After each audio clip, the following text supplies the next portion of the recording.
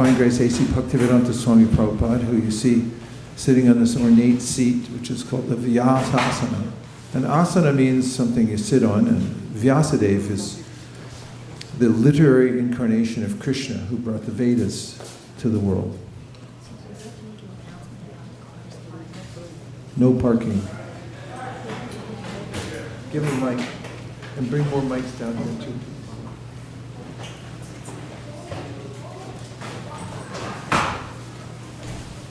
We have a special announcement that I'm sure you'll love to hear about cars and parking. There's a car parked in front of the entrance. It's a Dodge car with an Oregon nameplate. If it belongs to you, please remove it. Thank you. Hare Krishna. Oregonians, they're used to parking anywhere. It's a lot more open space. Okay, thank you very much, everyone. As I was saying, the seat is called a Vyasasana. It means the person who's representing the line of teachers, which is coming down from Krishna, sits on such a seat and holds forth in the world to give knowledge about Krishna and how to live a life in harmony with Krishna's teachings and what to speak of the laws of nature and of the universe. So Bhakti Yoga is the practice. It's called devotional service, and it's the means through which anyone in their regular daily lives, even as you're working in Silicon Valley, can practice connecting with the Supreme through enlightened engagement with the world. That is a change of intention, seeing that all the things in the world are paraphernalia to be used in the service of the Supreme, who we call Krishna and who you'll be hearing me refer to as Krishna. Krishna means, it's a Sanskrit word, which points to the Supreme, or actually is a name directly of the Supreme, which means the person who's all attractive and the most lovable. And we have a process also which was brought to us by Sri Chaitanya Mahaprabhu 500 years ago. He was also an avatar of Krishna. Avatar means one who descends to give knowledge. And he taught a simple system of directly connecting to the Supreme through singing and also repeating to oneself the names of God. When we repeat to ourselves, it's called japa. Everyone say japa, please. Japa. So you have your jaw, point to your jaw, and you have your paw. Brought to you by Hanumat Prashek Swami. This japa. So you can use your jaw and your paw. With your paw, you can hold on to some beads, or you can count on your fingers how many mantras, or a combination of the names of God that you're saying. And then singing, we'll do in a minute just to demonstrate. There's a way in which when we sing the names of the Supreme, and we do it in the form of mantras, then we can express from our hearts our devotion by singing out loud and also hearing others sing. That's called Samkirtan. Everyone say Samkirtan. San means together, and Kirtan means to sing. Oh boy, my slides came up already, so may as well start talking about them.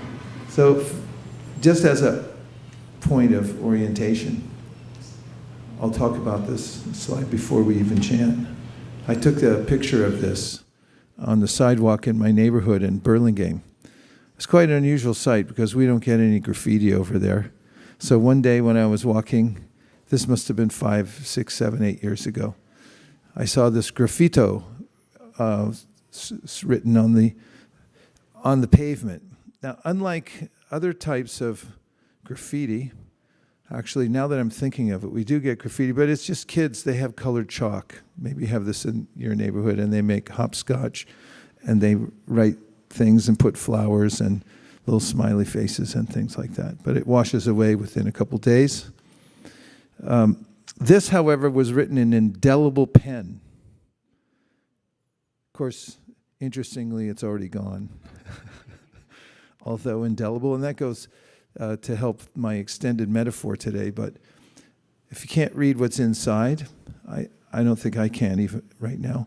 But what it says is, now there's a big heart, you can see that, and inside the big heart, there's two smaller hearts for emphasis, on both ends of the protrusions.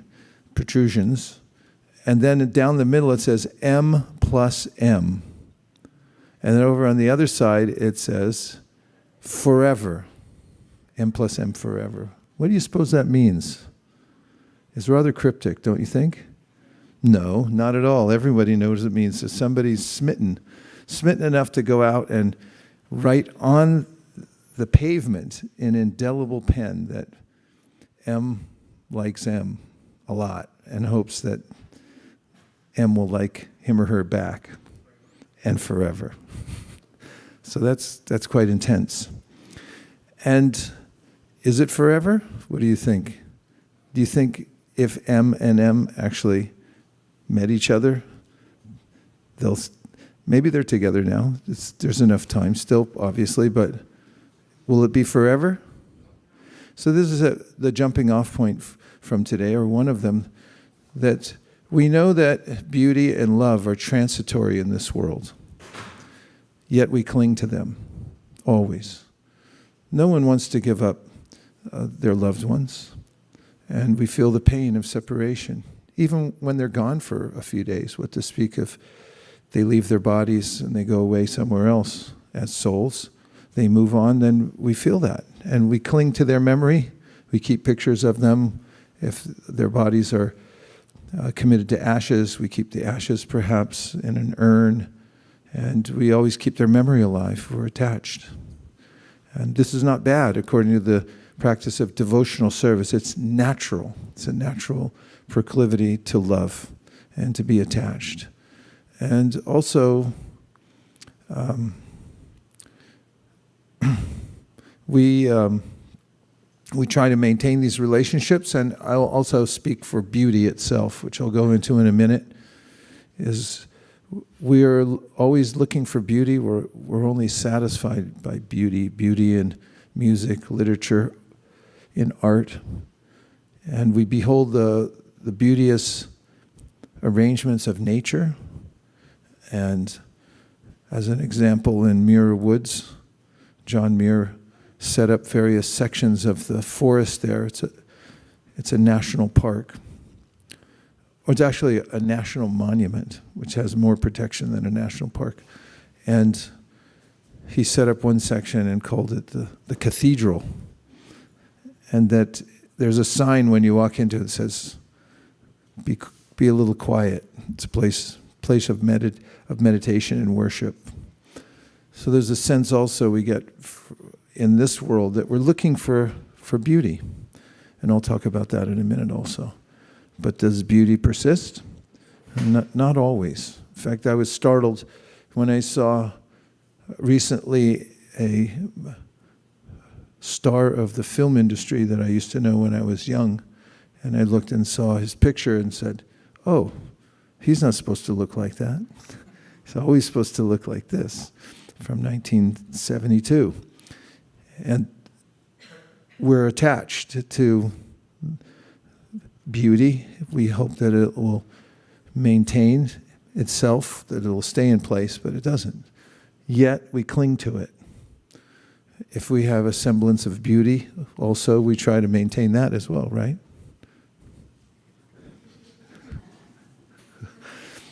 So, this is the preface, and we'll come back to it in a minute. But how about if we try a little chanting together, since we have a nice intimate group here, and we can chant together and feel what it's like. So what we'll do is we'll start with a couple of mantras that you may or may not recognize, but we'll put them on the screen. The first two, you may not even be able to tell if they're one or two because they're all on one screen, I believe. But the first two are offering respects to the founder Acharya, who brought to the Western world this mantra in the process of devotional service. And then the next one after that will be to Panchatattva. And I mentioned 500 years ago, Chaitanya Mahaprabhu, who you see standing in the center there with all his associates, he introduced the process of bhakti yoga all over India.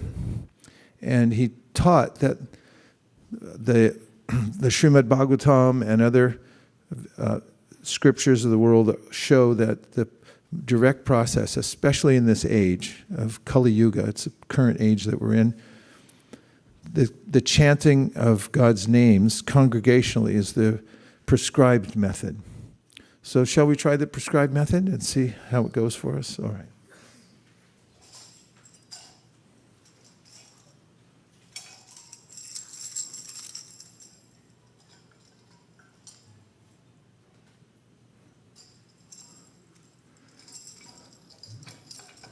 Sounds like Krishna coming back from the pasture.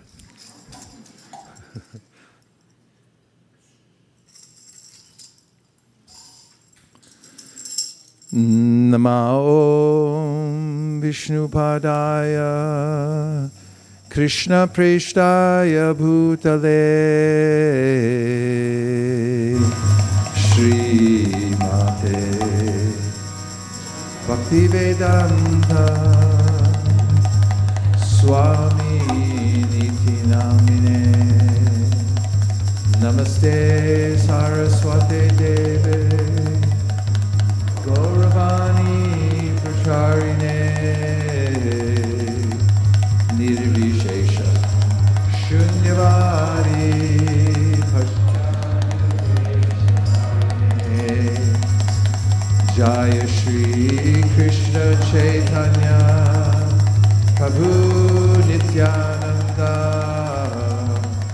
Sri Advaita Gadadhara Shivasari Gaura Bhaktavinda Hare Krishna Hare Krishna Krishna Krishna Hare Hare Hare Rama Hare Rama Rama Rama Hare Hare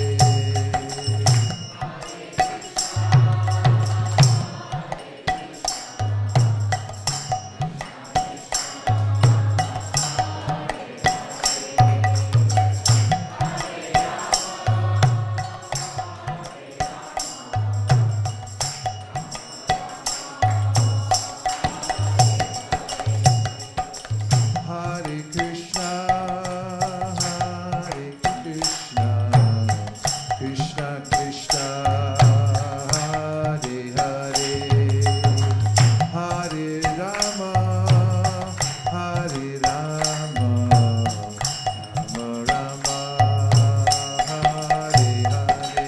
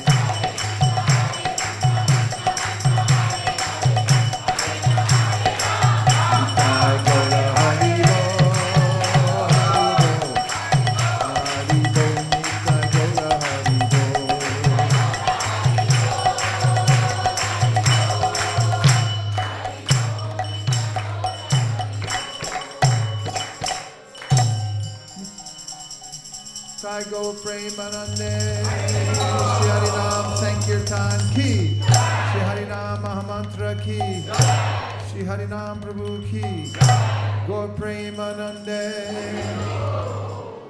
Nitai Gora Hari Bo, Hari Bo, Hari Bo, Nitai Gora Hari Bo.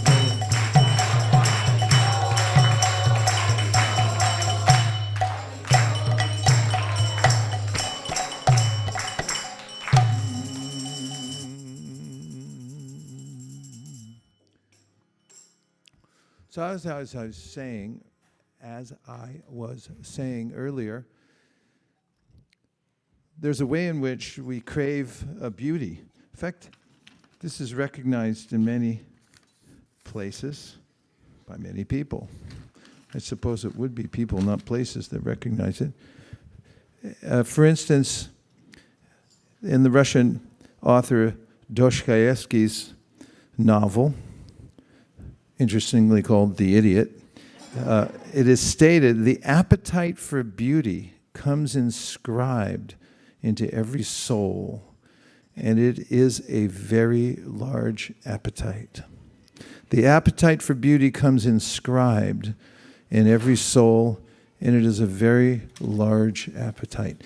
And by the way, we got numerous calls over the last 24 hours, people a little frustrated, complaining that we didn't carry on the fundraiser long enough. We're sorry, you didn't get a chance.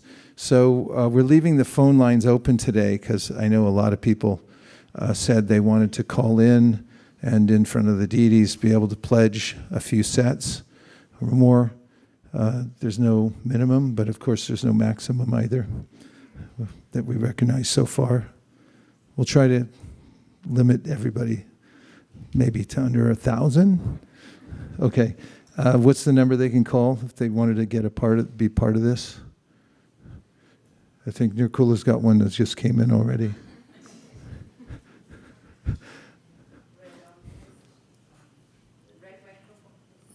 You definitely want to pump up the red mic. That's the one where it's all happening today. Hare Krishna. Hare Krishna. Prabhu, they can text in 408-515-5292. The number again is 408-515-5292. And we just read about how this is inscribed on the soul. So inscribe that number on the inside of your eyelid, maybe. And we also have a large appetite. Touche. Yeah, so feel free to call in, or if you happen to have come here out of anger or frustration today and you'd like to take it out on us, you feel free to raise your hand at any time and sponsor a set of Srimad Bhagavatams. We'll be placing them. We'll give the set. You can give it to a friend.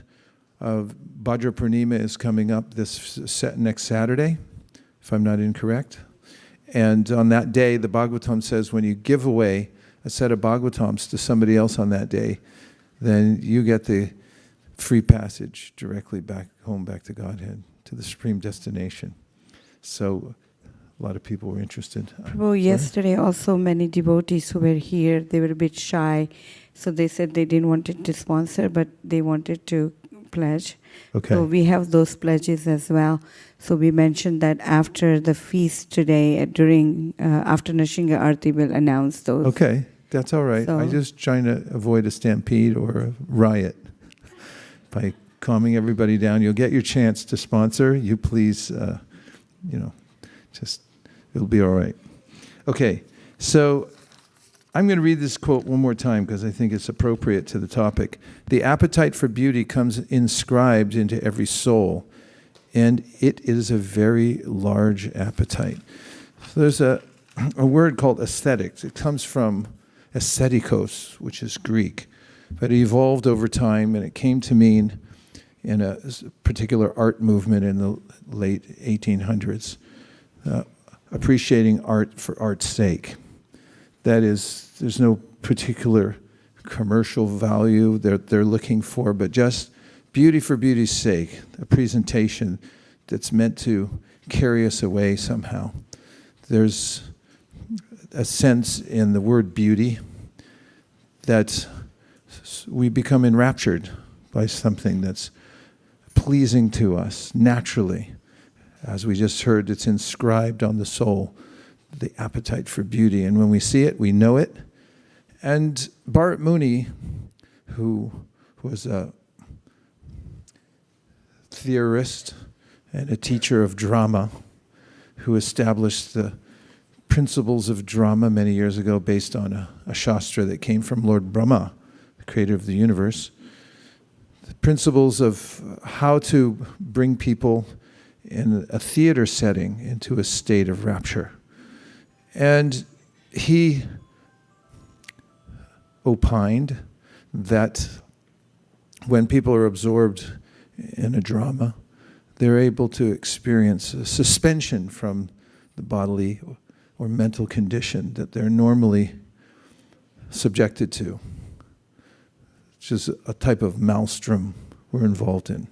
It's like a whirlpool of the mind. And the body, of course, is literally a whirlpool. It's 75% water, constantly moving. So he showed through his experimentation in drama and the theories of drama that people could actually be in the moment. It's very hard to do. People say it all the time, just be here now. But it's not so easy. But he showed an aesthetic rapture when one's absorbed in a play. Of course, nowadays we have movies, but theater's still alive. And people would suddenly find themselves out of their body.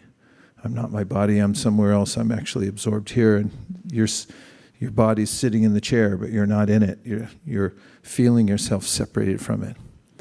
Interestingly enough, one of our acharyas, Rupa Goswami, continued this presentation of the aesthetics of drama and the emotions one feels, only he properly placed it where it comes from originally, which is from the spiritual world, which is described in the Sri Brahma Samhita, Sriya Kanta Kanta Parama Purusha Kalpataravo Durma Bhumischintamani Ganamai Toyam Amritam Kataganam Natyam Gamanam Apivam Shi Priyasaki Shiranandam Jyoti Paramapi Taraswadyam Api Cha Sayatra Shiradi Sravati Surabibhyasha Sumahan Nimeshardhyakyo Vavratuti Nahi Atrapi Samayaha Vajay Shweta Dvipam Tamahamiha Galokamityam Vidantas Te Shantakshiti Viralachara Katipaye.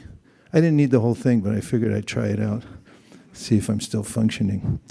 And here is a description, albeit brief, of the goings-on in the spiritual world, describing activity. What kind of activity? Dancing. And what kind of speech? Singing. Poetical, rhythmic, beauteous. There's full of variety, color, sound. We hear in the description of the Srimad Bhagavatam in the village of Vrindavan. Everything is artistically, well, I should say aesthetically pleasing. There's descriptions of how the milkmaidens of this small town are churning. Of course, it's a cow town, and they take care of unlimited cows. That's mentioned there in the verse I just quoted. Beautiful cows, beautiful white cows and different colored cows, checkered cows. And as they're churning the milk and the yogurt into butter, there's a sound from the rhythm of the churning. And then, of course, they have their bangles. Any women have any bangles in here? You only have one, that won't work. No? I've got a couple, but they're rubber, I think.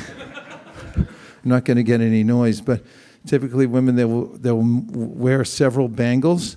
So then, as the Bhagavatam describes, they're churning the butter, and then the bangles are moving. And there's a natural rhythm. And then they'll sing to that. And what do they sing? They'll sing about Krishna, because they're pining for him, waiting for him to come back from the pasture. And the sound vibration and the rhythm go into the environment, and everything becomes purified by this vibration. And of course, we notice the scenery here in the material world. Sometimes it's breathtaking.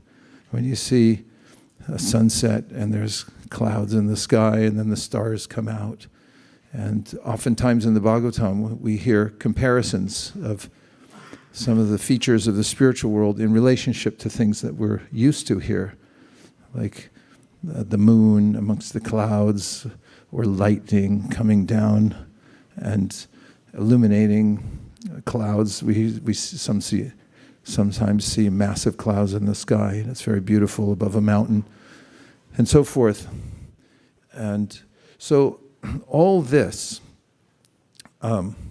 experience in the spiritual world is also here in this world only. This material world is a reflection of the beauty in the spiritual world. So there's a problem with that. Actually, the material world, as we just, for those who were here earlier for the first grain ceremony, we recited together the 15th chapter of the Bhagavad Gita. And in it, Krishna describes a reflecting pool. I've seen a perfect reflecting pool in North Carolina.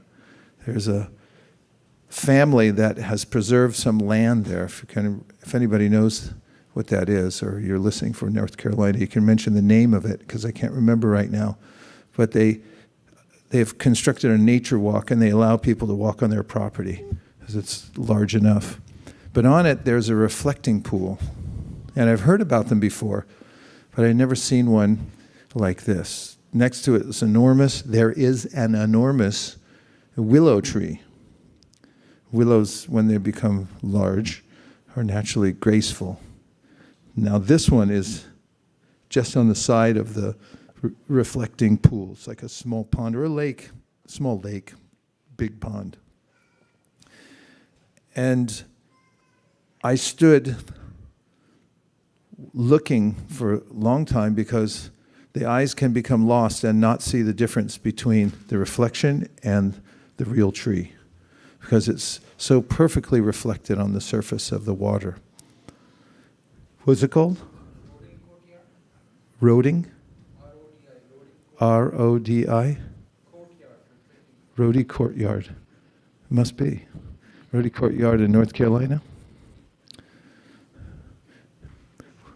Next time, if we ever have Sadhu Sangha back there again, we can all go there and see the reflecting pool, and we'll chant the 15th chapter of Bhagavad Gita. Okay? Yes. Okay. Oh, Robert's Hall reflecting pool. All right. So only 6 people said they're coming, but don't worry, I'm not hurt. Okay, so in the same way, the material world is a palette upon which is reflected. Palettes don't reflect so much, but it's a surface upon which the imagery of the spiritual world is reflected. So don't feel bad if you've been faked out for millions of lifetimes or more, because it's quite natural. When we see the reflection, it looks exactly like the real thing. Interestingly, as described in the Bhagavad Gita, we're not actually seeing directly the reflection, but what's there on the reflected surface of the material world is also taken into our senses, and it's reflected on our minds. So we're actually seeing a reflection of the reflection. Very indirect, although we're reaching for it, we never quite get it. Did you ever have that feeling? In a dream, did you ever reach for something, you couldn't quite get it? In real life, did you ever reach for something, you couldn't quite get it? Or you got it, and then it's like, where'd it go? I just had it, now it's disappeared. That's why. That's why. It doesn't endure. Yet we cling to it, and that's our next slide. See if I get this right. Okay, there's the storybook, and what does it say? And they lived happily ever after, the end. Now, I never quite got that as a kid. I used to annoyingly ask my parents, what do you mean they lived happily ever after? Ever after means what, forever? And they're like, yeah, so how's that work? Calm down. This is our urge. We want beauty that lasts forever. We want love that lasts forever. Yes? So where did it come from? Here's a desert. And in the middle of the desert, as you're walking, you find gold coins where it's never been inhabited. Nobody's been across that place in the desert before, as far as we know in history, at least not in the history of minted coins. And then you go across and you find minted coins right there in the desert. So where'd they come from? Wouldn't that be an obvious question to ask? How did these get here? So in a similar way, when we find in the middle of a place where beauty doesn't last and love is always interrupted somehow or other, still we find the desire for enduring beauty, and we also want love that doesn't diminish and is never interrupted. Yes or yes? Yes. Correct. So that's our conundrum, actually. Now, there are various ways of dealing with this. One way that I heard a lot as a kid in response to my questions was, it's just the way it is. And I think it's weird that people have to die. I mean, why do you have to accept that you have to die? And why do you have to accept that everything diminishes and beauty becomes distorted after some time and becomes actually ugly? Do we have to take that? Say no. No, we don't have to take it. Plato tells about cave dwellers. He gives us an analogy of the material world. He says, the cave dwellers live in darkness. The only lighting they have is a fire behind them. And they're facing the back wall of the cave. And they see shadows dancing and imagery from the fire dancing on the walls of the cave. And they're entranced by that, and they take that as reality. And then one day, one of the cave dwellers finds the wherewithal to come out of the cave and comes into the light of the world. And at first, it's an adjustment because it's so dazzling outside. And there's so much variety. Imagine coming from that context, that you grew up in that. That's all you were used to, is looking at the shadows on the back of the cave. And then you came out into the bright light where there's blue sky and there's colors that run the spectrum. Said after some adjustment period, the person would be overwhelmed with this sense of discovery that I've really found the place that we've been looking for that's filling me up. So Plato then goes on to say that the cave dweller who escaped goes back in the cave. And what's his first impulse? Let me tell everybody in the cave, hey, that's a fake out. What you're watching there is just reflections. It's just shadows. It doesn't really exist. Or it's illusory. It's only a corner of what's actually available. And Plato said then the people of the cave would become angry. And they say, why are you disturbing us? Why are you telling us about this fantastical world, this mythical world, where there's sights and colors? What are colors anyway? And what is the variety you're talking about? We know variety. It's right here in these shadows that are dancing on the wall. And so Plato compares this to a person who's seen that the material world is a reflection of the spiritual world. He also had the same idea that this material world in its temporality is just a reflected surface. It represents something that's somewhere else. And this is exactly what Krishna says in the Bhagavad Gita. So, bhakti yoga means to reconnect with the beauty and the love that we're all seeking. That's etched on the soul, that intense appetite for these two things. Now, some people, being frustrated with the material world, decide that the proper thing to do, because of lack of evidence of a spiritual world, is to come out of the variety of the material world, because it's obviously some kind of a hoax. And on a number line, we have negative numbers, and correct me if I'm wrong, but if you come up towards the smaller numbers on the number line, am I saying it properly? Because do they get smaller when you go to the left? You come to 0. And then past 0, you have the positive integers. So philosophically speaking, some would say that, and realize actually, that the material world is negative, in the sense that whatever we take here, we have to inordinately pay back. This is called karma. We're all saddled with debt. And that's why you have to work hard. Why not a 4-day work week? What do you think? Why not a 3-day work week? Starting to sound good, but I always thought, like, why are we, of course it used to be a 7-day work week until some people said, why do we have to work 7 days? And there were riots and demonstrations, and it got whittled down to 5 days. Whoopee. You can have 2 days for yourself. Of course, we do have to work to some degree to maintain our bodies, Krishna says in the Bhagavad Gita. But to work so hard, give me a break. So the idea is, in the material world, because we're taking and because we're exploiting, we have to live in the material environment. It's jivo jivasya jivanam. We're taking the bodies of others just to maintain ourselves. And that's a sin. So we're living in the negative numbers, and although it looks like we're advancing, yeah, the numbers are getting bigger, but they're negative. So then somebody will say, like, let's stop this nonsense. And they move all the way up to the number line, and where do they stop at? 0. Because they don't have any information of the spiritual world. They don't have a plausible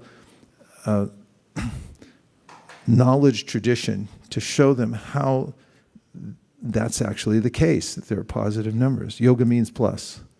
So yoga means actually to move into the plus numbers. At 0, you're on strike. You say, I don't like the conditions, I'm not going to work. You carry around a sign. You say, unfair. But what are you actually saying when you're on strike? Let me go back to work. Right? Because you're on strike, and it's a lot of work being on strike too. You got to walk around in a circle and stuff, and say, "Bad. These people are bad." And then say, "Okay, we'll give you the money you want. Go back to work." And it's like, "Oh yeah, right. Now we got to go back to work." So that's not really a solution to what we want. So from 0, Sri Chaitanya Mahaprabhu came and said, "No, devotional service. That's the positive number." And how do we get there? So we have to fix our minds on Krishna, because Krishna is the source of all beauty and all love. That's what Krishna means, all attractive. Everything you're looking for, it's right there in the source of everything. And the source is beautiful and all loving. And so Krishna, in the 8th chapter of the Bhagavad Gita, when he's discussing this cycle that we fall into in the material world, when we leave our bodies and we have to take a rebirth according to the force of our own consciousness attracted to the material world, he says, Ananya cheta satatam yomam smarti nityasaha tasyaham sulabha parta nitya yuktasya yogina. That I'm easy to obtain if ananya cheta satatam, if you always absorb your mind in thinking of me.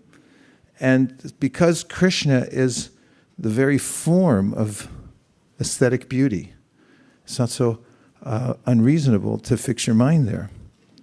And if you do, then Krishna says you're the perfect yogi, to dedicate your mind and heart in that way. So just some more proof from the Shastra, and then we'll have a discussion if you're up for it. And that is that in the Srimad Bhagavatam, Sutta Goswami says, Partiva dharano dumas tasmad agnis trayimayaha tamasastu rajastasmat sattvam yad brahmadarshanam.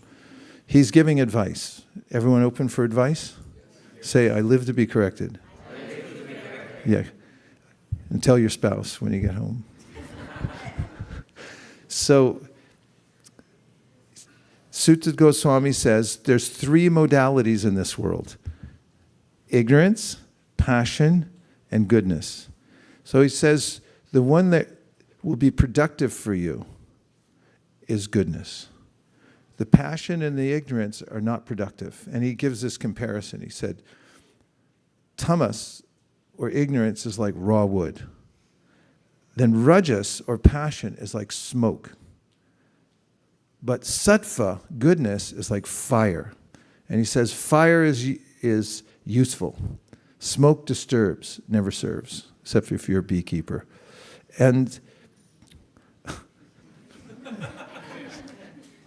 so in fire you can do Vedic sacrifice and attain the results of yajna. This is the idea in the context of the verse. So you have to come to sattva. And Prabhupada describes in the first canto, second chapter, in a purport, that people who are attracted to various kinds of music and art and culture are just on the upper end of rajas. There's this semblance of civilization that I want something beautiful from the world. Art for art's sake. I'm not doing this for money. It's just beautiful, and therefore that's why I'm gazing at it. And that's why I'm supporting it. I support the arts. Because why? Because the human spirit needs it. This is rajas, upper end. But moving into sattva gun, where one can see spirit, sattvam yat brahmadarshanam, then one starts to get clarity. And one's habits are amended, and one has some idea about the difference between the body and the soul.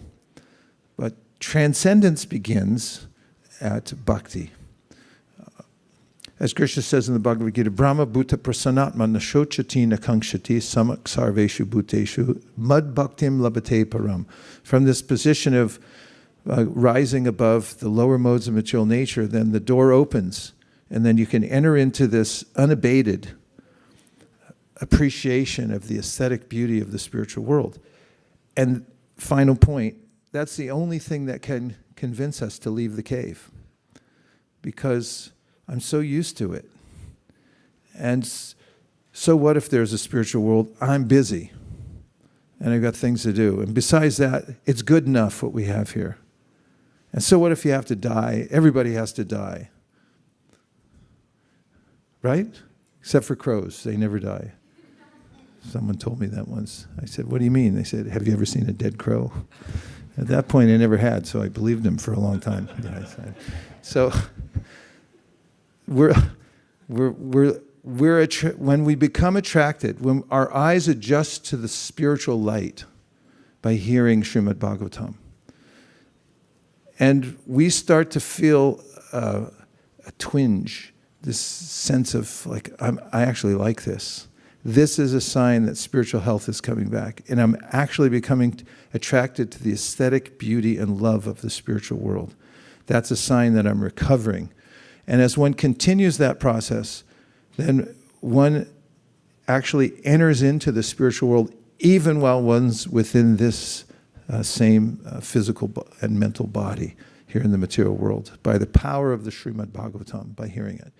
Yat pada pankacha palasya vilasya bhakta karmashrayam gratitam ukartayanti santa tadvanna rikta matayo yatayo pirudha shrotoganas tamaranam bhajavasudeva. The Kumars confirm that there's a way in which everyone else who tries superficial methods of extricating themselves from the strong waves of the modes of material nature in this world eventually get washed away. Even the most powerful yogis, they'll get hit with a sleeper wave. You know what that is? Okay, I'm going to tell you. Up the coast in Mendocino, there are these cliffs you can go out on. And sometimes people go out there to take like a wedding shot. You know, say, okay, a little further. It looks okay. It probably is most of the time. But every once in a while, an inordinately huge wave comes in. And it comes crashing over the place where everyone's noticed for the last few months, maybe even years. It never came here. But all of a sudden, right when you're taking your wedding photo, what happened to the bride and bridegroom? They're gone. Sorry, I know it's a family show. But that's the idea of the verse. It says, Shroto ganas taramaranam bhajavasudeva. If you don't have a bhajan, if you're not attracted to the aesthetic beauty of the spiritual world and the love of the spiritual world, then sooner or later, no matter what kind of powerful yogi you are, how you've controlled your senses, the sleeper wave's going to come in and pull you away. But the devotees, because they're already gone, they're there in the spiritual world, they're not rikta matayo, which means that they're the yogis, they don't have that aesthetic idea in their mind. They're just at zero. So it's easy to get pushed back into the negative numbers because there's nowhere else to go. But we have the entire spiritual world to enter into, and Krishna says, once you go in there, you never come back. There's no reason to. Om Tat Sat. And now we'll take a few reflections or questions. Yes. Oh, good. Anushri. Hare Krishna. We were talking to Krishna Das Kaviraj Prabhu this morning, and he brought up the topic of death and how here there's a saying that says, live every day like it's your last. And so in the Western world, people interpret that and try to cram sense gratification into every day to live it like it's their last, to be happy. But on the other hand, devotees are practicing for the spiritual world, and they're hearing and chanting every day so that they can not only live every day like it's their last, but they can prepare for beyond as well. And so that's the eternal happiness and eternal love. That's not just a temporary sense gratification that the people in the material world are doing instead. It's a good point. It's really important because if we don't have information about devotional service or activities in transcendence or in liberation, then as Krishna says in the Gita, Nahi kashchit shanamapi jatu tishchatya karma karyate hyavashak karma sarva prakriti jayar gunai. We have to do something. And if you don't know about positive numbers and you're at zero, you're going to have to go to the negative numbers to express yourself, and your quest for love and beauty will have to be fulfilled in the reflection, as you're saying. So it's almost cruel, to tell people that, yeah, you have to do something, but not give them the proper information so they can actually carry it out. Or I should say it in the positive. It's the greatest of charity to give people Srimad Bhagavatam, where they can understand where their real benefit is.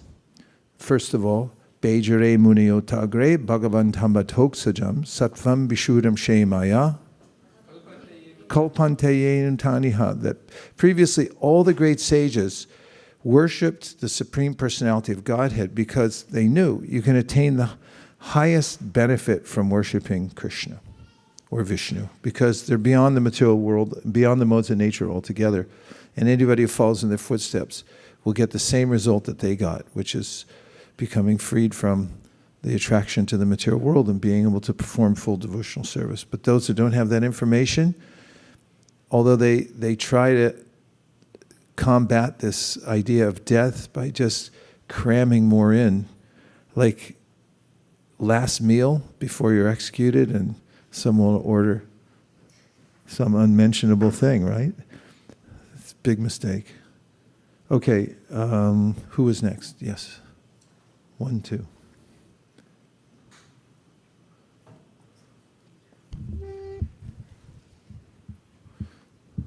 Hare Krishna Prabhu. Prabhu, the analogy you mentioned about the cave dwellers, I was just relating to yesterday we went door to door, and most of the people we knocked, they were all very intellectual, and they just wanted to be in their own cave. We tried to explain, but they didn't want to come out of it.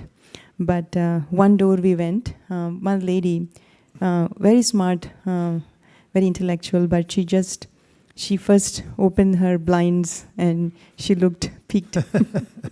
And then when we said hi, and she said, I have a dog inside, but we said, it's okay. So then she opened a little bit of the door to speak to us. And then when we started speaking, she said, okay, let me come out. So she came out of the door and she locked the door because the dog was there. Then slowly she opened. And she started asking very inquisitive questions. And she said, and we asked her a question that, have you ever wondered why you're running every day? Because other people are running. And then she said, we always have this discussion about this rat race, but we never got an answer, why we are in this rat race. So that discussion went on.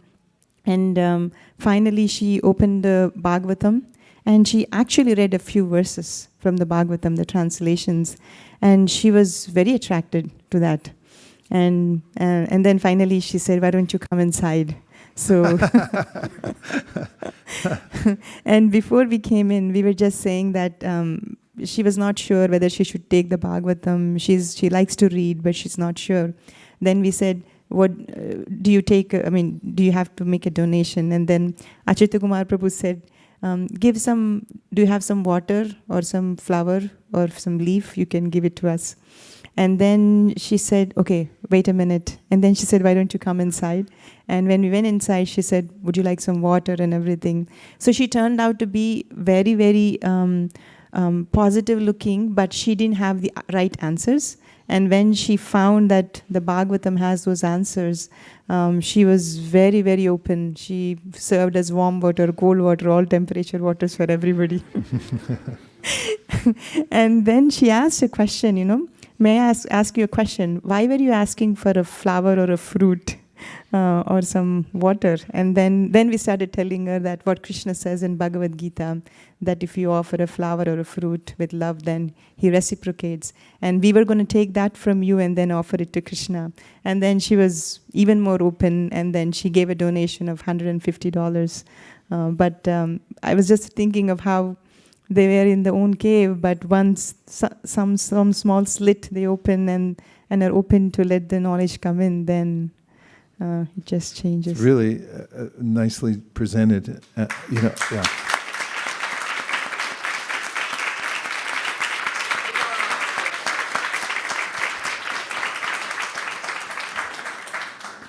And did we mention the lines are open? Okay. Devavrata. I was listening to the discourse. I was thinking, or rather the monologue. I was thinking of a verse from the Srimad Bhagavatam. Yasyam vai shriyamanayam Krishne paramapurushe bhakti rapadyate pumsam soka moha payapaha. That not only is hearing about this beauty eradicate the misery of material life, but simultaneously it provokes a feeling of love within the heart.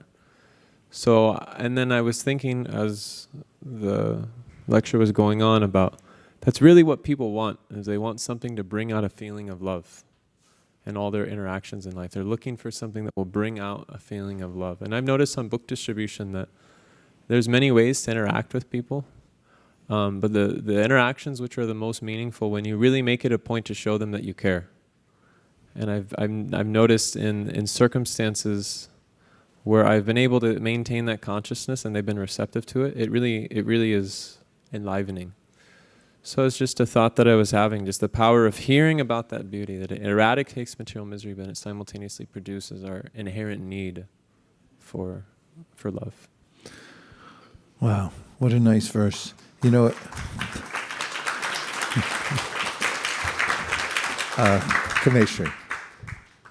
Kameshri.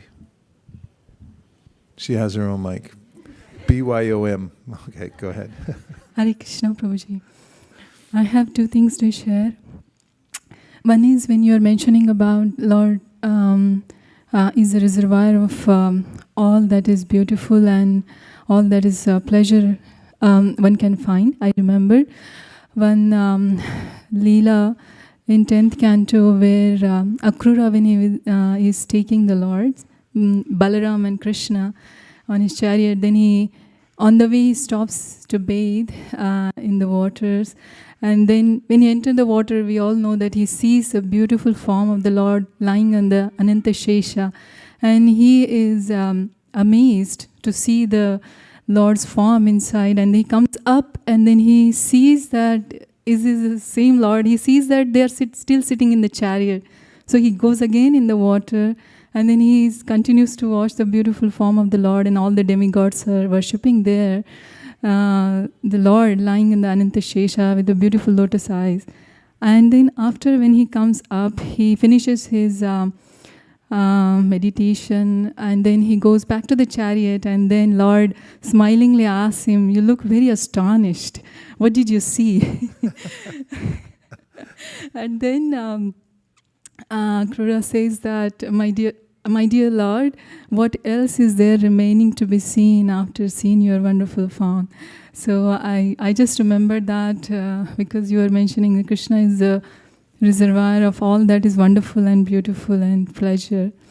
Second thing I wanted to share is that we met one young lady at book distribution at New India Bazaar. And she came to US when she was very young, 4 years old. And after that, she has never been to India for the last 18 or 20 years.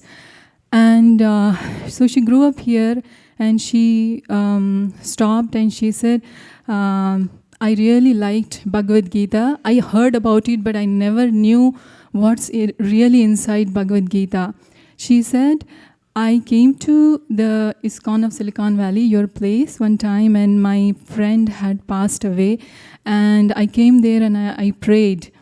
And I was sitting there and I was crying, she said. And then one very nice lady, she came to me and she read to me a few verses of Bhagavad Gita. And then she said that your friend is not there doesn't mean he doesn't exist anymore. He's continuing his life somewhere else. And she said that I never knew that this is how it works. And she said I was very happy to know this, and I got a copy of Bhagavad Gita, and I'm just stopped here to share this good experience I had. And I was really thinking that I'm sure, I don't know, some wonderful devotee of our community helped. Sudevi Mataji, was that probably, oh, Jai. So I was, all glories to Sudevi Mataji. And I wanted to share this because Bhagavad Gita, everybody knows Bhagavad Gita is there, and probably being from a culture where Bhagavad Gita is very commonly heard, but not everybody knows what is inside Bhagavad Gita. But when somebody meets a devotee of the Lord, and then they actually get to know what is the message inside, and they're relieved. So thank you. Hare Krishna. Hare Krishna. Yeah.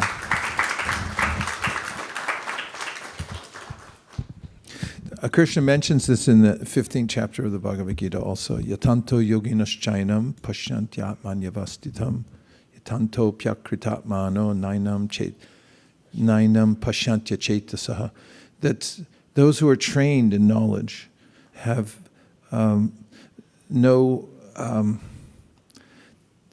it's not that they're not disturbed slightly, but that they know what's happening at the time of death. They observe it, and yatanto yoginas chainam pashan. They can see what's happening. They understand it. But those who haven't been trained in knowledge can't understand death, and it becomes extremely bewildering to them. So it's one of the points that Krishna points out in the Gita also, how important it is to have that orientation. Yes. Yeah. Hare Krishna Maharaj. So I was thinking about the two words you mentioned about where, you mentioned busy, where, people are busy, they are not able to allocate like a set, amount of time for, spiritual activity. And you also mentioned about like whatever we do, right, it needs to generate the love of Godhead. So I was thinking about these two things, and the words 1.2.8, Dharma Svanustita Pumsam, it says, the last word says, Srama evahi kevalam. So if all the duties you are doing does not help you in generating the love of God, they are useless. So whatever we do, we need to connect back to God. This is called shrama. Everyone say shrama. Shrama means it's a waste of time. You're working for no result. And then now say ashrama. That's what in America we call an ashram. So Ashrama means a place where you're not doing shrama, you're not working for nothing. And about being busy, it's not time, it's taste. It's not time, it's taste. Everybody has a choice of where to spend their time. But we have a taste for something, we're conditioned in a certain way, and therefore we say, no, I have to do this. You don't have to. Just remember that. If you have a taste for something else, you'll do it. If someone says, I won't pay you for your job anymore, then you won't do that anymore either. Because we have a taste for getting money and living in a certain way. But we can always amend that and live in an ashrama so that we're adjusted towards what actually fills us up. We'll never be satisfied, says the Bhagavatam, living in sense gratification. So we should use the balance of our time, whatever it is, to inquire about how we can become more situated in the practice of bhakti yoga or devotional service. Then we'll actually be happy.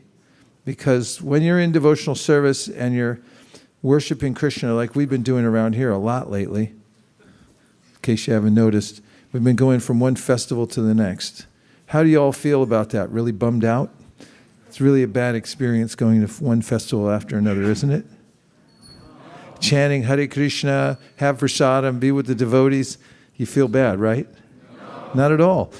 I mean, it's just so nice. Devotional service is aesthetically pleasing. It's pleasing to the heart. You feel actually naturally happy all the time when you're in the process of devotional service. The rest of life is a little bit of a battle. No? Yes. Okay, so now we're going to have more Kirtan, because we can. But right after this statement from our sponsor. So I really like the point of zero and minus and plus, and then somebody can write a self-help book for Mayavadis, getting stuck at zero and how to overcome it. Stuck at zero, okay. Yeah, that's good. I think it's a good title. And about the rat race, somebody mentioned a rat race, how to get out of the rat race. We define ourselves by our metaphors. We'll say that this is, what are some of the other metaphors we use for our lives? Life is a war, it's a battle, it's a rat race. It's a what? Roller coaster. Short life. Yeah, need a metaphor on that, but it's like, Chaitanya Mahaprabhu gave a better metaphor. He said, we're gardeners. Your heart is the field. And you can get the right seed and plant it there and then water it. And then everything starts to grow, and there's miracles that happen in our lives. So if we can plant the bhakti seed in our heart by getting good association with advanced Vaishnavas and hearing what they have to say, then that plants the seed in the heart. The seed is this idea that I like this. I like this too much. And then we say, this is what I want to do. And then this is Shraddha. It's the beginning of our good fortune. And if you chant Hare Krishna, then good fortune just opens in your life automatically. It's called Shreya Kairava Chandrika Vitaru. There's a way in which by chanting Hare Krishna, then the white lotus of good fortune opens in your house, in your heart. What do you think? Good idea? Yes. All right, let's do it. We have a few minutes. Malini, you'll take all the calls when they come in. Over there. Okay.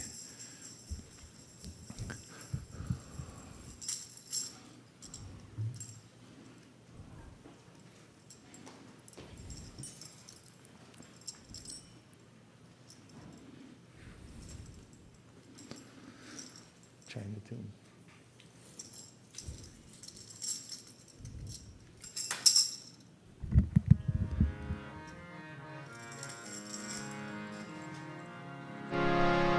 Hare Krishna, Hare Krishna, Krishna Krishna, Hare Hare, Hare Rama, Hare Rama, Rama Rama, Hare Hare.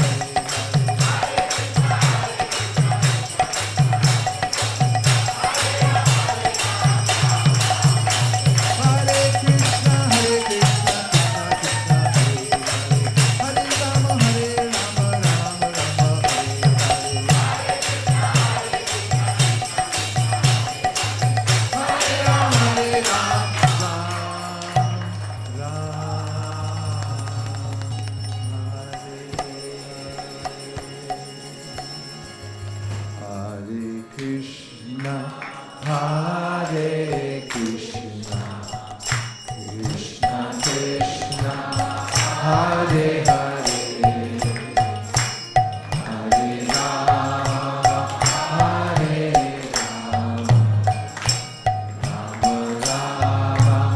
Hare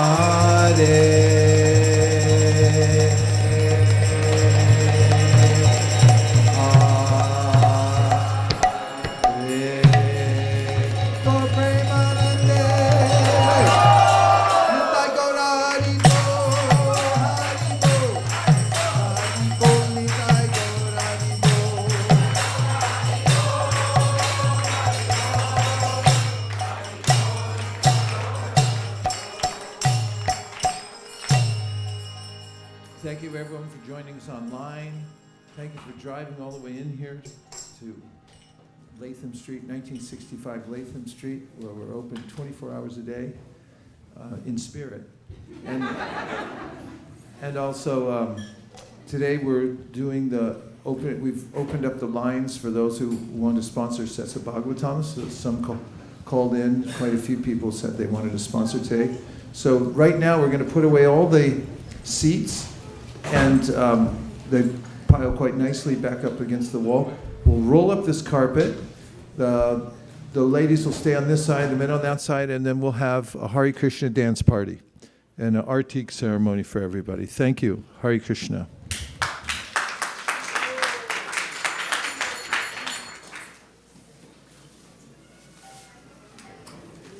Hare Krishna, Hare Krishna, Krishna Krishna, Hare Rama, Hare Rama, Rama. This can go back to the control room. We got like murdangas from India. These will be cute. We'll tune them, but whoa, they sound really nice.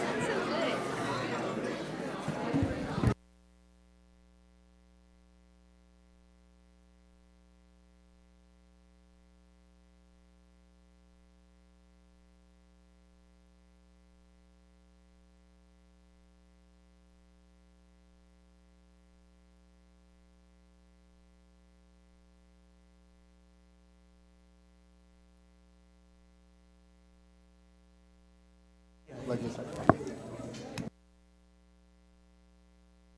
So just yeah. He likes it untangled.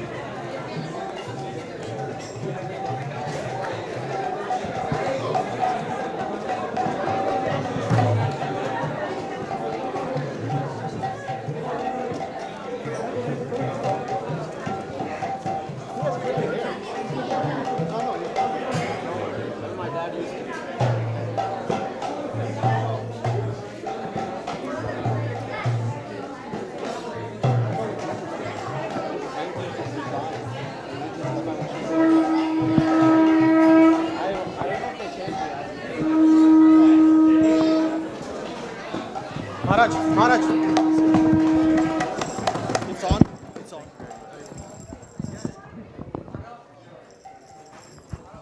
Meg. Yeah. It's too nice. Hare Krishna. Hare Ram. Nama Om Vishnupadaya Krishna Preshtaya Bhutale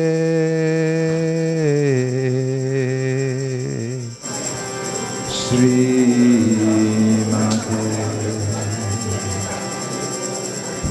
Vedanta Nami Niti Namine Namao Padaya Krishna Prishtaya Bhutale Sri Bhakti Vedanta Swami Namaste Saraswate Deve Gauravani Pracharine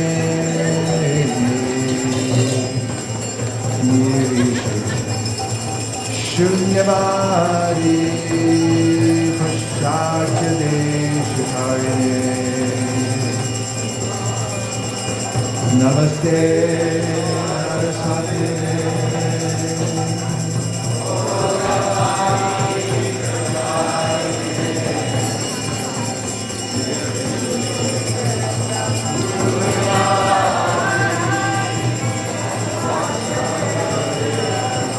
Jai Shri Krishna Chaitanya Prabhu Nityananda Sri Advaita Gadadhara Shivasari Gaura Bhaktivinoda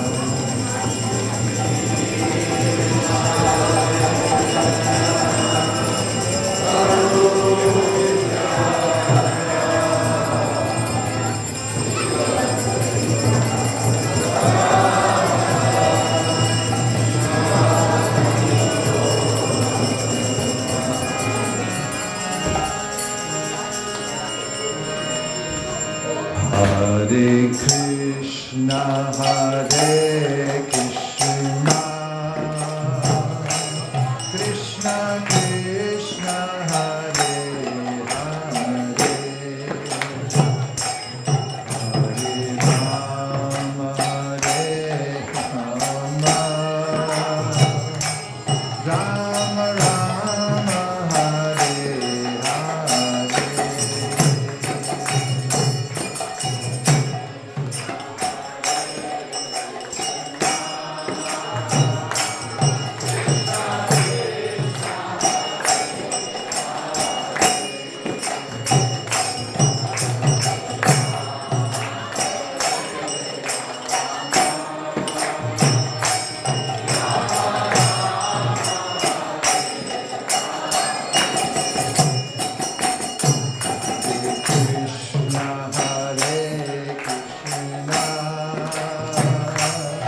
Krishna Krishna, Hare Hare, Hare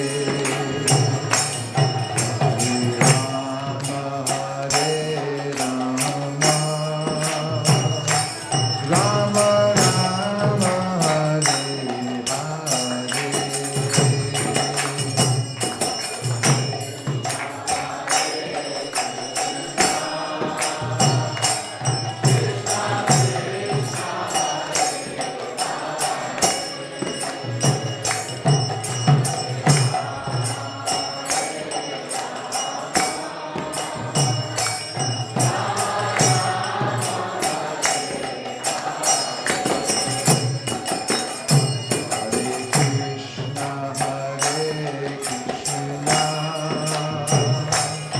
Krishna Krishna, Hare Hare, Hare Rama, Hare Rama, Rama Rama, Hare Hare.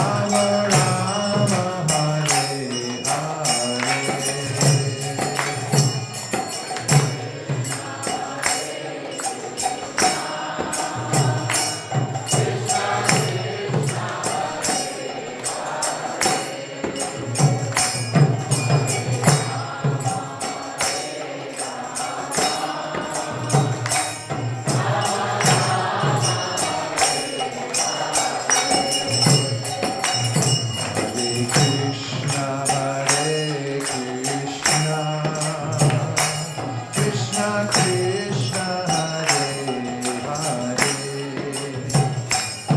Hare Rama, Hare Rama, Rama Rama, Hare Hare.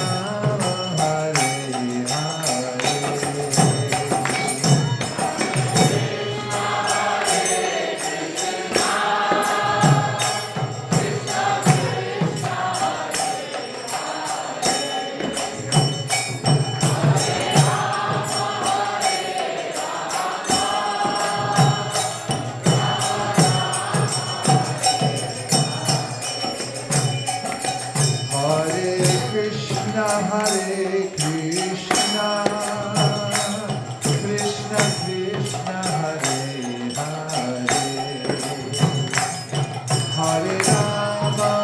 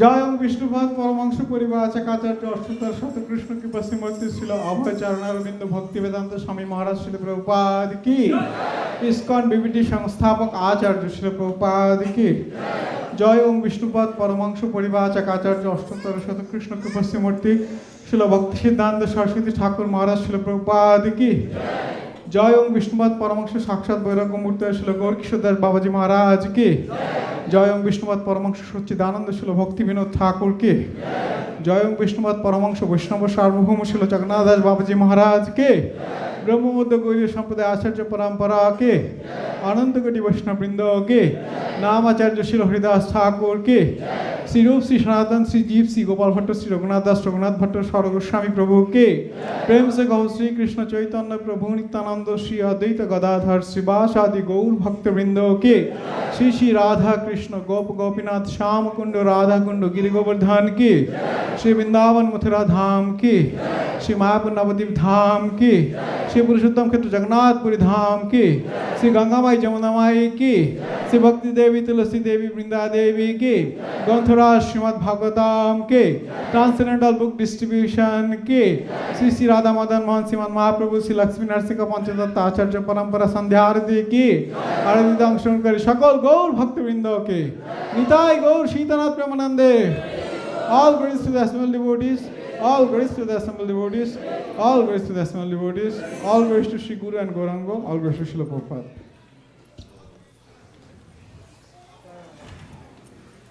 Huh?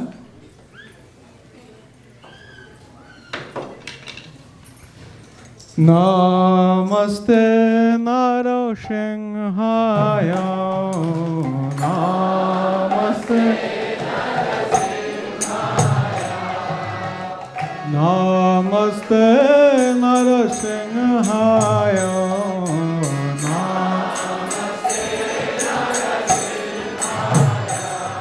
Prahlada Ladadaine,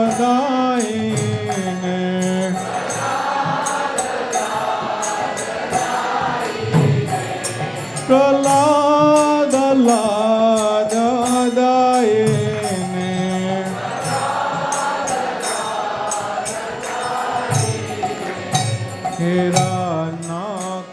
Hiranakashipu Vakshaha,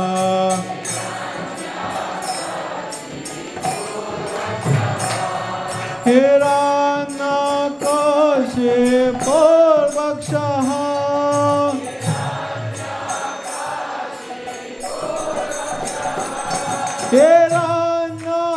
Hiranakashipu Vakshaha,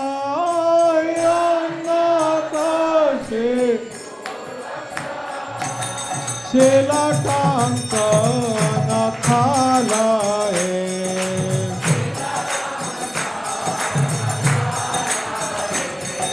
Shilatanka Nakhalae,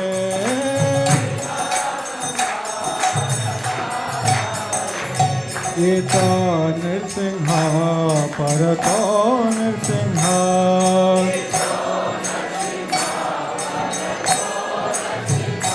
Ita Nirsimha Parata Nirsimha,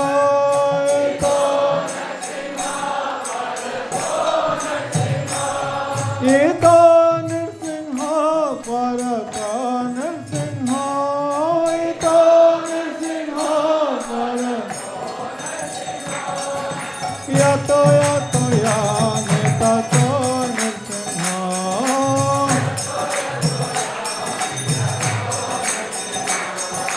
Yato Yato Yame Tato Nirsimha,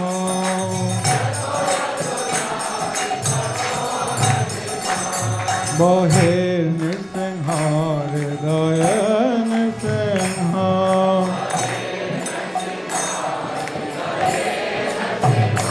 Bahir Nirsimha Hridaya Nirsimha,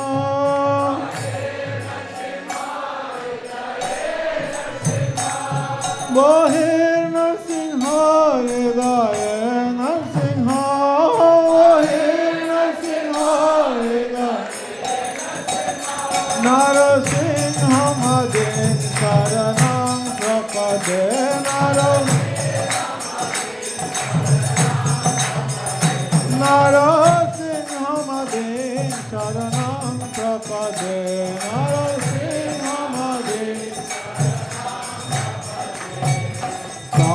कर कमल बारे नाथाम अद्भुत सिंगाम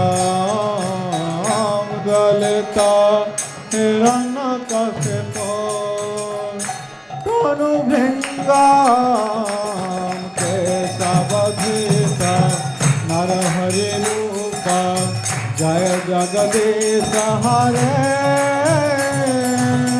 जय जगदीश हरे जय जगदीश हरे कर कमल वरे नाथा अद्भुत सिंगार हिरण्य कशिपो तनु भृंगाम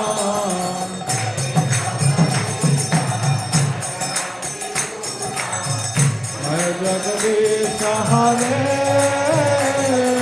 जय जगदीश हरे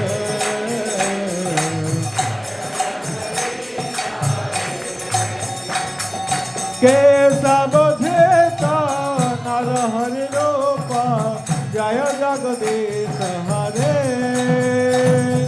जय जगदीश हरे जय जगदीश हरे केशवधीता नरहरि रूपा जय जगदीश हरे जय जगदीश हरे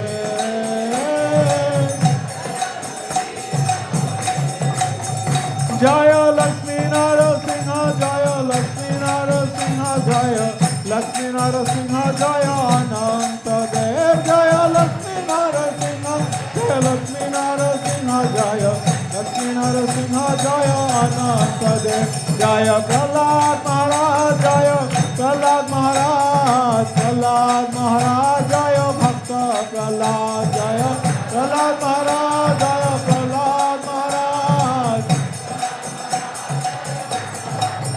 जय जय प्रभुपाद प्रभुपाद प्रभुपाद जय जय प्रभुपाद जय जय प्रभुपाद प्रभुपाद प्रभुपाद जय जय प्रभुपाद निताय गौर हरि बोल हरि बोल हरि बोल निताय गौर हरि बोल निताय गौर हरि बोल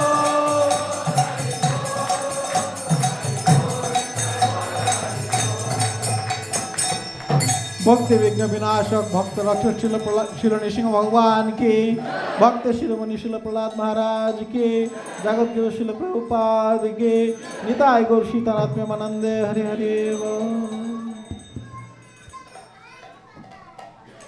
हरे कृष्णा हरे कृष्णा कृष्णा कृष्णा हरे हरे हरे रामा हरे Rama Ram Ram Hare Hare. We welcome you all to the Sunday Feast Festival here at ISKCON of Silicon Valley.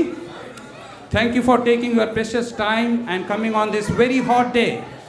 And we appreciate your time and spending us this valuable time with us. We also would like to thank all the online viewers. So let's give a big round of applause to everyone who has joined us tonight.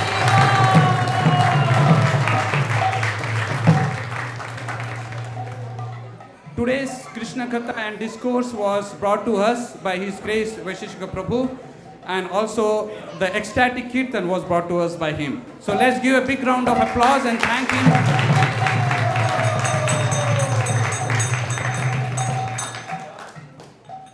Anyone coming here for the first time? Okay, thank you. Thank you. We have some devotees. Thank you all for coming. And if there is any questions or we could be of any assistance, please reach out to me. My name is Sri Gopal Das, and also Sachindra Prabhu. If he is not here, you will find him in the Prasadam line doing his service. So please reach out to us. We would be happy to assist you in any way we can. Thank you. And let's chant one Mahamantra for all the newcomers. Hare Krishna, Krishna Krishna, Hare Hare, Hare Rama, Rama Rama, Hare Hare. we have two sponsors for today's feast.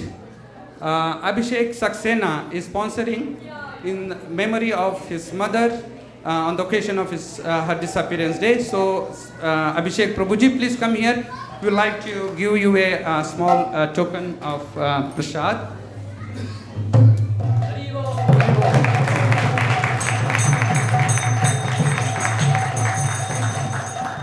This is a Mahaprasad, and thank you for sponsoring the feast.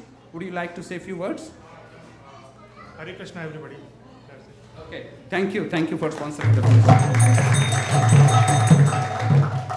And the next sponsor is His Grace Achyuta Kumar Prabhu and Her Grace Divya Kumari Mataji are sponsoring on the occasion of Avanish's 16th birthday, and they are seeking the blessings of all the Vaishnavas.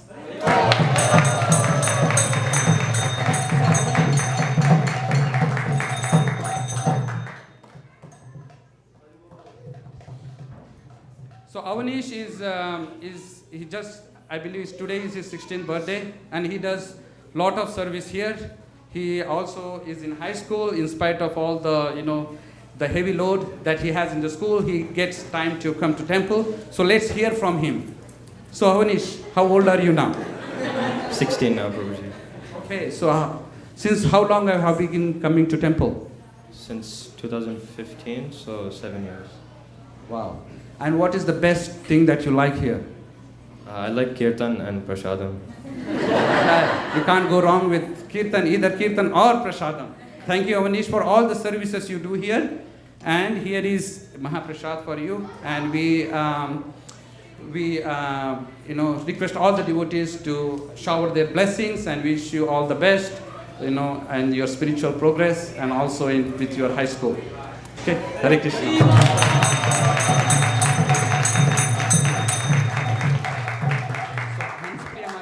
Few announcements to share.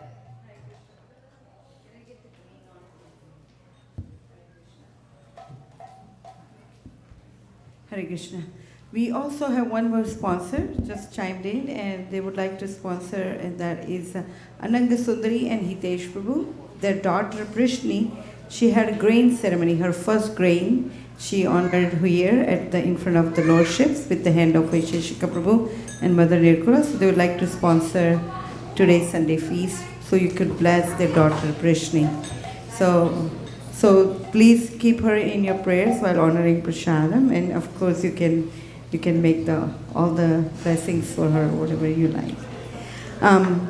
Besides that, we would like to invite Malini Devi Dasi, and we have also good fortune to have Shri Krishna Purushottam Prabhu in-house, and we would like them to come forward, and they will mention beautiful description about Bhadra campaign, which is we are celebrating next Sunday, and we would like you to be here for next Sunday for Bhadra campaign, and Malini and SKP will tell us more about it. Hare Krishna. Thank you. Yesterday I missed our Bhadra campaign fundraising here. I went to India for more than 1 month this time. Pandava Nirjala Ekadashi, I was near Tirupati. So we distributed to the villages, like they're very small people, like they come and make garlands for the Lord. They don't have enough Lakshmi to buy a Bhagavatam. By Prabhupada blessings and Vaisesika Prabhu blessings, we distributed around 71 Srimad Bhagavatam sets.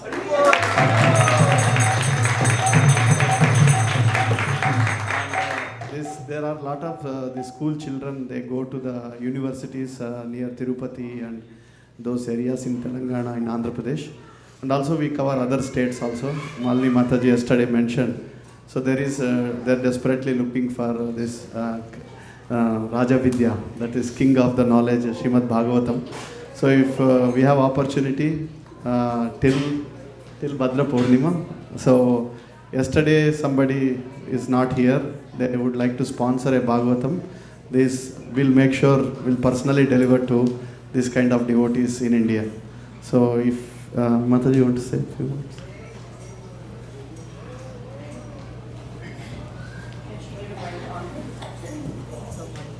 Hare Krishna. Thank you, Prabhu. I just wanted to mention that some devotees could not get in during the call that we asked for sponsorships, but they kept texting later. So just wanted to announce their names. Rupali Bide Mataji wants to sponsor 5 sets of Bhagavatams for India.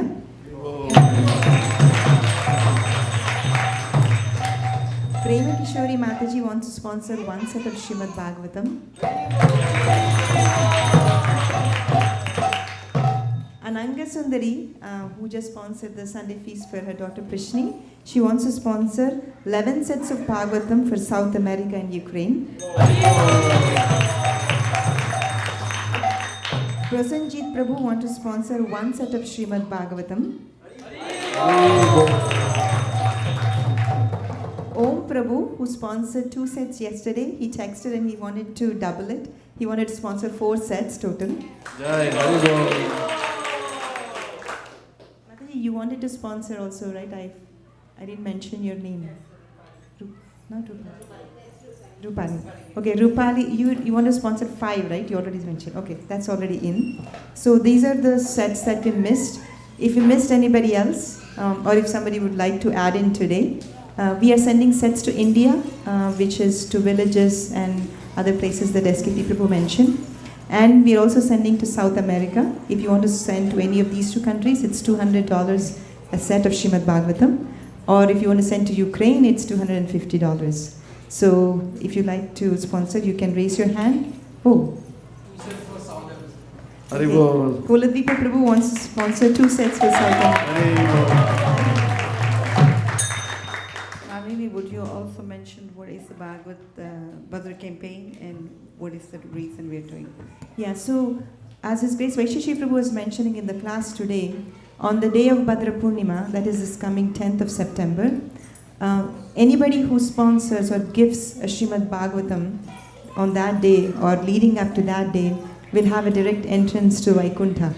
So that's the reason everybody is taking advantage of this very, very special opportunity. And if you haven't heard about this campaign, we can share more information. But if you missed yesterday, you can raise your hand now, or you can see us later as well. Yeah, in India also it's 200 now. Yes, Prabhu. Yeah, Yes. $200 only. If you want to sponsor, you can sponsor it, and we'll make sure that it's delivered. I also given to the Tirupati Tirumala Devasthanam, the TTD priest. So he's Sri Vaishnava. He took a Srimad Bhagavatam. He's very much appreciating that Bhagavatam is for all Vaishnavas. Right? It's not only for ISKCON. So please come forward and help us for this campaign. You can see us offline as well after the... So we have, our goal is 2,500. So we have done 2,370 or 370, correct. So we have 130 sets to go. So please, we have only 5 more days, right? So if anybody woke up and want 100 sets, please text us. So we'll make sure that goes to the right place. Thank you. Thank you so much. Thank you so much. You can see us, both of us, and Hansapriya Mataji outside. You are shy to say now, we can take it. Hare Krishna. Srila Prabhupada ki. Thank you very much, Shri Krishna Purushottam Prabhu and Malini Dasi. And to me, the personal highlight is that we used to distribute in India. Beside that, we have opened up a Japan and South America. So it's a global campaign. So if you know anyone else, who would like to sponsor, please, we can give the love we have received forward by letting them know that there is opportunity for you to sponsor, and it can be done in any country, any place, anywhere. So you're welcome. Please do see Malini and Krishna Purushottam and help to take this movement forward. Thank you very much. Now next we have is Sukheshwari Devidasi. If you know Sukheshwari, she has been working very hard for many years, and she has taken her son when he was 3 years old. She has decided how to help the kids, the future leaders from their childhood, and she has personally put heart and soul into Bhagavad Seva, Bhagavad Academy, and she is going to mention what she has coming up. Thank you, Hansapriya.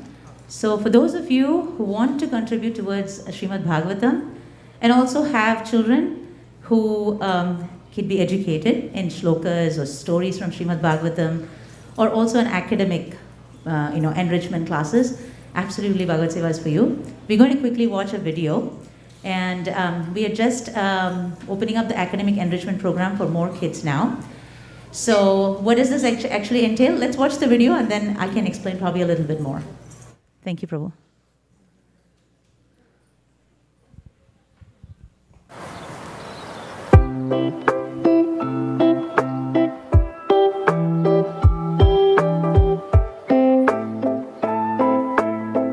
Hare Krishna everyone, this is Bhakti's mom. I would like to recommend academic classes which are run by Bhagavad Seva project. We love those academic classes as kids are one grade ahead of their current grade in maths and phonics and reading. Bhakti has been going to these classes since last year, and teachers are great. We have a lot of teachers who work in private school. They are volunteering to teach kids the academics, and our own leader Sukeshwari Mataji is amazing. She's a speech pathologist and she has been working with kids since more than a decade, and she knows children's psychology, so she teaches kids in a very awesome way. So we love this project by Bhagavad Seva, and this is a great way to participate in book distribution, as every penny that is earned from the tuition fees of these classes goes towards distributing Bhagavatam in remote villages. So it's a win-win situation that you get your kids learn amazing academics by these amazing teachers, and you get to participate in book distribution. So I highly recommend every parent to enroll in this academics, and you will see how your children are flourishing in their academics. Thank you so much. Please do enroll. Hare Krishna. I like to write and color. My favorite thing to do in Gurukul class is counting dimes. One of the concepts in math I learned is coin counting. I know each and every meaning of coins. Now I can coin count. Hare Krishna. My daughter is 4 years old and she is enrolled in the academic enrichment classes led by Sukeshwari Mataji, and she has been enjoying those classes. They teach phonics, math, and they teach comprehension too in the best way possible. And the best thing about these classes is they have only 4 kids per each class, and they have one-on-one interaction with the kids. So please enroll in the academic enrichment classes. They'll have so much fun with the teachers. Hare Krishna. In Gurukul, I learned multiplication. I learned 1 to 10 tables, and I'm starting to learn 11, 15, and 20. My favorite thing to do is reading, and reading is very fun. I love doing vocabulary, and I love doing the quizzes. I learned fractions in Gurukul, and I know how to divide parts and shade in parts. Hare Krishna. Bhagavad Seva project has launched Gurukul classes or academic enrichment classes, and these classes are for children from TK to 4th grade. What do we do here? We teach them math and language arts.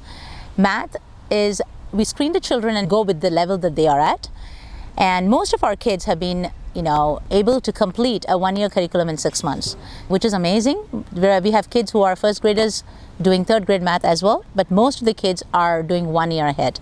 And we also have very few per seats. We only have 5 kids that we take in each group. So if you're interested, please do enroll. Hare Krishna.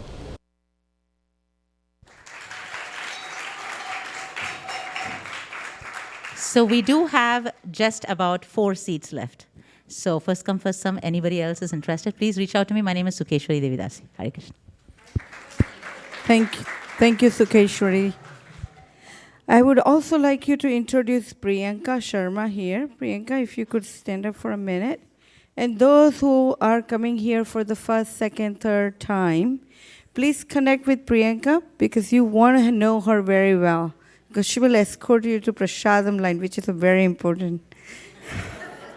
So she is going to be your person, so please shadow her, and she will make sure that you're escorted all the way to the front in the line. And that is anything else that she can help you with beside the prasadam. Do not hesitate to let Sri Gopal Prabhu know, myself or Priyanka. And also those who are senior and or pregnant mothers, we will be happy to assist you as well. So do not hesitate to know Priyanka. Hare Krishna. So there are a couple of quick announcements before we go to Prasad Seva prayers. Our Tirtha Prabhu's father is sick, and we request all the devotees to pray for his speedy recovery and wish him all the best, for his health. So on that note, we also would like to thank His Grace Kuladipa Prabhu for leading us the Narsimha Aarti.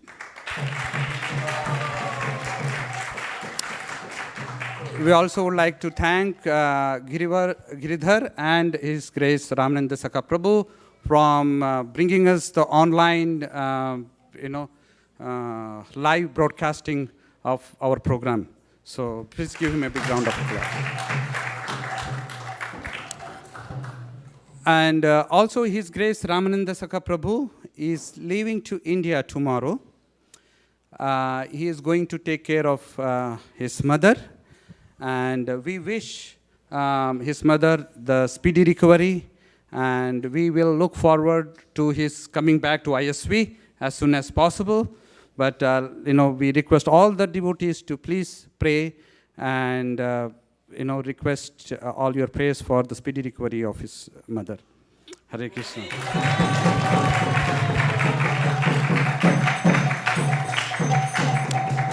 Now Avantika will announce the cooks, and then we will have the Prasad Seva prayers. Hare Krishna. Today's prasadam was made by Neela Chalachandra Mataji, Radhika Prema Mataji, Hari Sankirtan Prabhu, Prema Kishori Mataji, Rama Priya Prabhu, Sudevi Sakhi Mataji, Tadhiya Seva Prabhu, Radhika Dhriti Gayatri Surbi, and Devansh.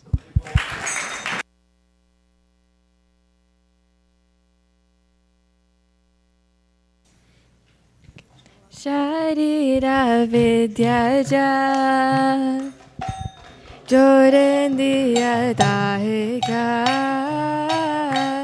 Vive Fele Vishaya Sagore Dharmadhi Jivayati Lobho Moise Durmati Takhe Jeta Gotina Samsare Krishna Borodhoyamor Gori Bhare Jivaja Saprasadayalino Sayanamrita Pao Shri Shri Radha Krishna Guna Gao Preme Thakur Shri Chaitanya Nidai Preme Thakur Shri Chaitanya Nidai Mahaprasade Govinde Namo Brahmane Vaishnave Svalpa Punyavatam Rajan Vishwasone Vajayate Prasade Sarva Dukkhana Aniraso Vajayate Prasanna Cheta Soyashu Buddhipaya Vatishyate Tvayopa Bhutka Shadganda Vasulanka Jajita Utisha Bhujino Dasa Namamayam Jayamayi Bhagavad Shri Mahaprasadam Ki. Please come take prasadam. Hare Krishna.